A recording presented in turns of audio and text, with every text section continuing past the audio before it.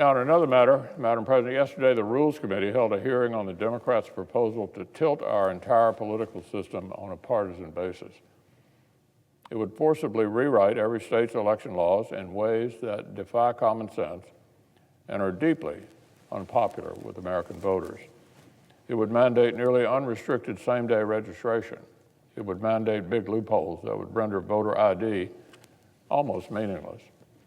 It would make every state legalize ballot harvesting, where paid operatives can turn up carrying big piles of ballots with other people's names on them. Zero chain of custody.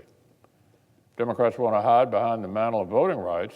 What they're really proposing is less security, less integrity, and a grab bag of changes that are deeply, deeply unpopular. Just look at the other changes with zero relationship to voting rights that Democrats want to smuggle in behind that smokescreen. This bill would take the Federal Election Commission from an evenly split bipartisan panel to a partisan body so that Democrats could rule unilaterally over politics as well as citizen speech. Turn the neutral judge into a partisan prosecutor.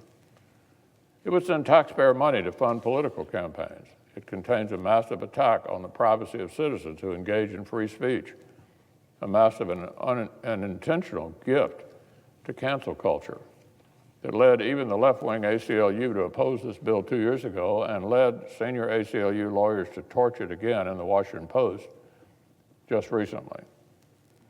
Democrats are desperate to avoid talking about any of these things. They're desperate to convince the media that a partisan takeover at the FEC, socialism for political ad makers, and an assault on free speech and American privacy are all just, quote, voting rights. A shameless bait and switch.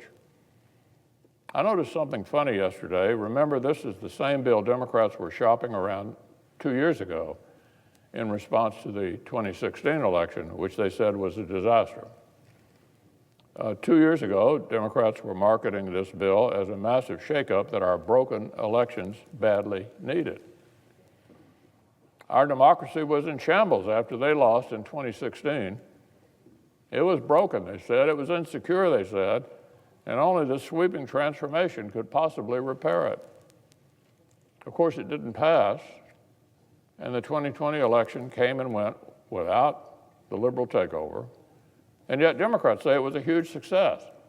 Democrats said the 2020 election was beyond reproach. They say the integrity and security were beyond question.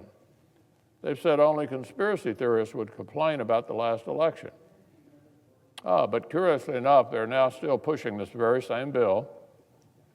Now, instead of a sweeping transformation, they're trying to say it would just preserve our smoothly functioning system so state legislatures can't mess it up. So let's get this straight. 2 years ago, in 2019, Democrats suggested this bill was a bold, radical overhaul for a broken system. In the meantime, what happened was they got an election they liked. And now they claim the exact same legislation just does a few modest things to protect our system just the way it is. What utter nonsense. Utter nonsense. This legislation has but one goal, just one. It's only ever had one goal, just one. That goal was the same in 2019 as it is today. And that goal is to let Washington Democrats rig the rules of democracy from top down to hide that partisan project behind the smokescreen of voting rights.